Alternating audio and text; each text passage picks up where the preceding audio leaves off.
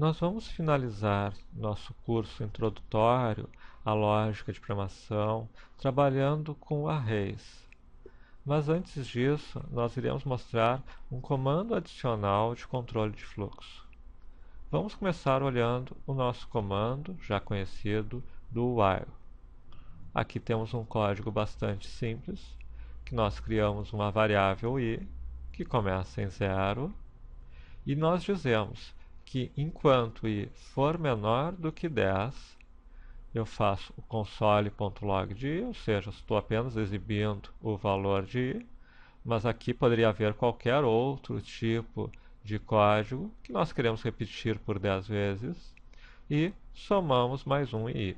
Então, o i começa como 0, é menor que 10, ele exibe o console.log de 0, i recebe 1, se estão lembrados, mais significa a mesma coisa que i igual a i mais 1. Ele volta, i agora é 1, continua menor que 10, exibe o console de 1 e faz isso. Este código, este tipo de código, é muito comum. Quer dizer, qualquer situação em que nós queremos repetir algum código um certo número de vezes, vai usar alguma estrutura muito semelhante a essa. Uma variável de controle que sofre um incremento e que é testada. Em face disso, existe um outro tipo de estrutura de controle de fluxo que é muito popular e que nós precisamos dominar, porque vocês vão encontrar ela em praticamente qualquer código utilizado. E ela está sendo apresentada aqui justamente porque ela é fundamental para trabalharmos com arrays. Embora tudo possa ser feito com o while, é muito conveniente utilizarmos esse código que segue através de um índice por um certo número de vezes quando trabalhamos com arrays. Quando queremos pegar um determinado valor e seguir o 1, o 2, o 3, o 4. Então nós vamos primeiro ver como funciona essa estrutura que basicamente gera o mesmo tipo de resultado, escrevendo de uma forma um pouquinho diferente. For, nós temos o var j igual a 0. Observa, criamos uma variável j igual a 0. É o mesmo comando que está antes do while. Depois nós temos o teste. Aqui é i menor que 10, é o nosso teste do while.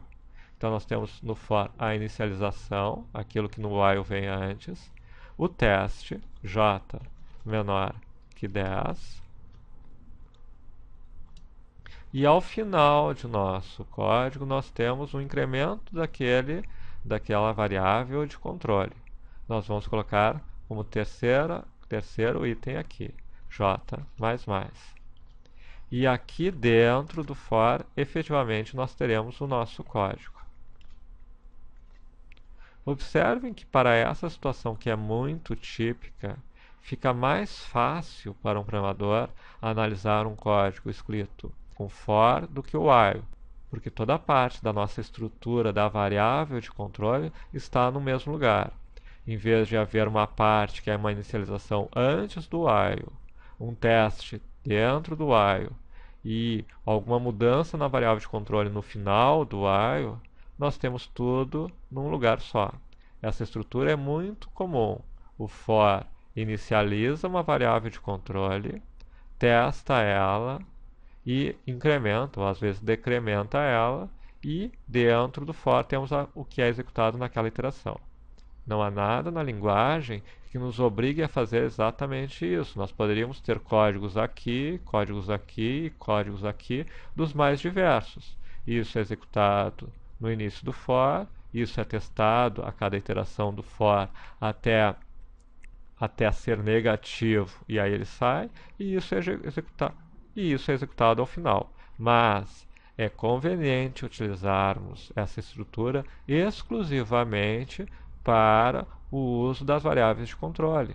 Ele foi feito para isso, para agruparmos todas as questões vinculadas ao controle da iteração num lugar só. Então, este código e este são basicamente equivalentes. Vamos olhar? Aqui nós precisamos primeiro trocar de i para j, senão nós só vamos exibir o 10. Mas nós queremos exibir o j de 0 a 9. E aqui nós entramos no 27, clicamos F12 e efetivamente nós temos 0 até 9, que é o cálculo do I, na linha 7 do 27.html, e depois recomeça do 0 ao 9 na linha 12. Ou seja, os dois códigos efetivamente fizeram a mesma coisa. Então, sempre lembrando, acostume-se ao uso do for. Ele não é tão intuitivo ao ler como o while, que é simplesmente enquanto, mas ele é bem mais fácil de usar quando tudo que nós temos é uma situação em que nós vamos repetir por um certo número de vezes algum tipo de ação controlado por uma variável de controle do fluxo.